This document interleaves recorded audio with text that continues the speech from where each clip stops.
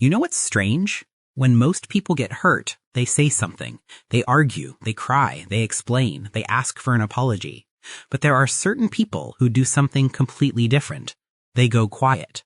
Not because they don't feel it, not because it didn't hurt, but because somewhere along the way, their brain learned that speaking up was more dangerous than staying silent. And if you are one of those people, this video is going to explain something about yourself that you have probably never been able to put into words. You're in a conversation. Someone says something that cuts deep. Maybe it was dismissive. Maybe it was cruel.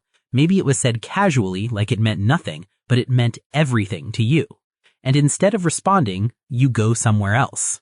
Not physically, but internally. A door closes. Your face becomes neutral. Your voice, if you speak at all, becomes flat and controlled. From the outside, you look fine. From the inside, you are anything but. This is not coldness. This is not manipulation. This is not the silent treatment people accuse you of giving. This is a nervous system response so deeply wired into you that you often don't even choose it. It simply happens. What psychology says about this? Psychologist John Gottman, whose decades of research at the University of Washington made him one of the world's leading experts on human emotional responses, identified a physiological state he called flooding.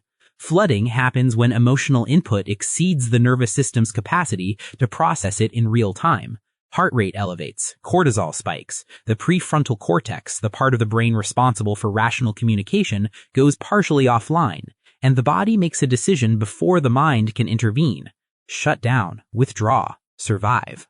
For people who go silent when hurt, flooding happens faster and more intensely than average, not because they are more sensitive in a negative sense, but because their nervous system has been trained through repeated experience to treat emotional pain as a genuine threat. Where this pattern comes from. Here is what most people never understand about the ones who go silent. They did not choose silence. Silence chose them. Developmental psychologist Mary Ainsworth, whose groundbreaking research on attachment theory transformed our understanding of childhood emotional development, found that children who grow up in environments where expressing hurt was met with dismissal, punishment, or indifference develop what she called an avoidant attachment pattern. The child learns a specific equation very early. When I show pain, nothing good happens. When I hide pain, I stay safe. And so the child stops showing it. Not because the pain disappears, but because displaying it stopped being worth the risk. That child becomes an adult who goes silent when hurt, who processes alone, who would rather carry the weight privately than risk the exposure of asking for comfort and being rejected again. 3 things that happen internally when they go silent.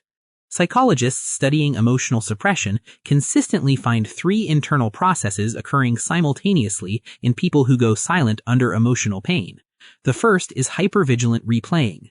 While their face shows nothing, their mind is running the moment on repeat, analyzing every word, every tone, every possible meaning, not to process it, but to understand it well enough to protect against it next time. The second is a complete shutdown of help-seeking behavior. Researcher Brené Brown, whose work on vulnerability and shame documented this pattern extensively, found that people with suppressed emotional expression don't just avoid showing pain to others, they actively talk themselves out of needing comfort at all. It's fine. It doesn't matter. I'm overreacting. These are not conclusions. These are defense mechanisms protecting a nervous system that learned long ago that needing something from people is dangerous. The third is what trauma therapists call the freeze and function response.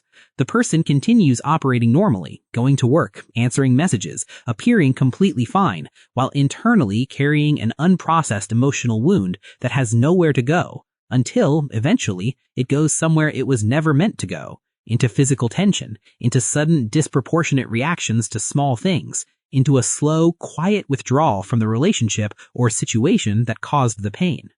What they actually need but will never ask for. Here is the deepest psychological truth about people who go silent when hurt. They are not asking you to fix it. They are not giving you the silent treatment to punish you. They are doing the only thing their nervous system knows how to do when the pain becomes too much to hold openly. What they need, and what research in attachment repair consistently shows produces the most healing, is not pressure to talk, not demands to explain, not accusations of being cold or difficult. It is simple, patient, non-demanding presence. The message that says, without words if necessary, I am here. I am not leaving. You do not have to perform okayness for me. Because for someone whose nervous system learned that showing hurt leads to abandonment or punishment, the experience of someone staying anyway is often the first real evidence their brain has ever received that it might finally be safe to come back.